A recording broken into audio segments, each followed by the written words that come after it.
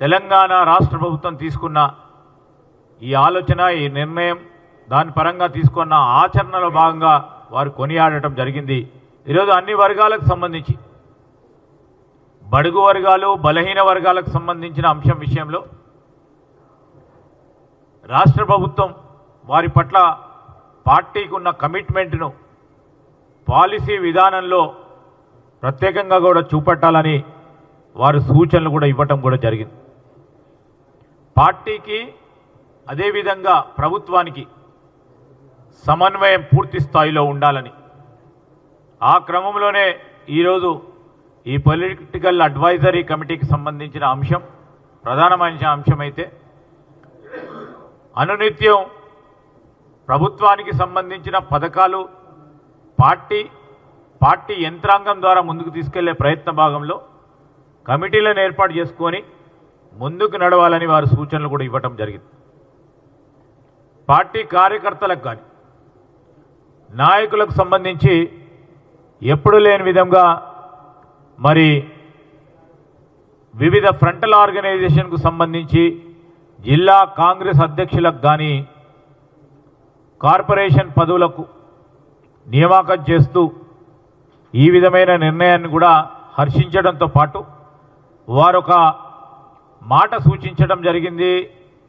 కాంగ్రెస్ పార్టీకి సంబంధించిన క్షేత్రస్థాయిలో పనిచేస్తూ ఉన్న కార్యకర్తలకి, క్షేత్రస్థాయిలో పనిచేస్తూ ఉన్న మండల స్థాయి, బ్లాక్ స్థాయి, జిల్లా స్థాయికి సంబంధించిన మిత్రులందరినీ కూడా గుర్తించే విధంగా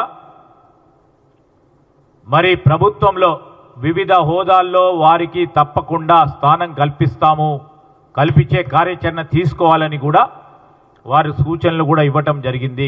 అతి త్వరలో, ఎంత వీలైతే అంత త్వరలో రాష్ట్రానికి సంబంధించిన వివిధ కార్పొరేషన్లు, వివిధ బోర్డ్స్ కూడా పార్టీ కార్యకర్తలను, నాయకులను బ్లాక్ స్థాయిలో, మండల స్థాయిలో, జిల్లా స్థాయిలో ఎవరెవరికి సంబంధించి వారి ప్రాధాన్యతను దృష్టిలో పెట్టుకొని ఈరోజు నియామకాలు ఇవ్వాలని పొలిటికల్ అడ్వైజరీ కమిటీ పరంగా తీసుకున్న నిర్ణయం.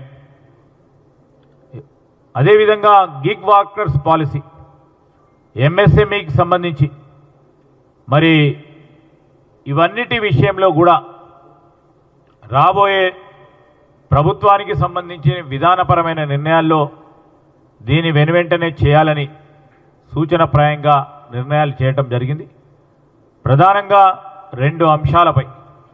ఒకటి, ఈరోజు కేంద్ర మంత్రి అమిత్ షా గారు అంబేద్కర్ గారి పైన చేసిన అనుచిత వ్యాఖ్యలకు సంబంధించి, రెండవది మహాత్మా గాంధీ సెంటనరీ సంవత్సర కాలం పాటు సంవిధాన్ ర్యాలీకి సంబంధించిన అంశం ప్రస్తావనకు వచ్చి నిర్ణయాలు చేయటం జరిగింది.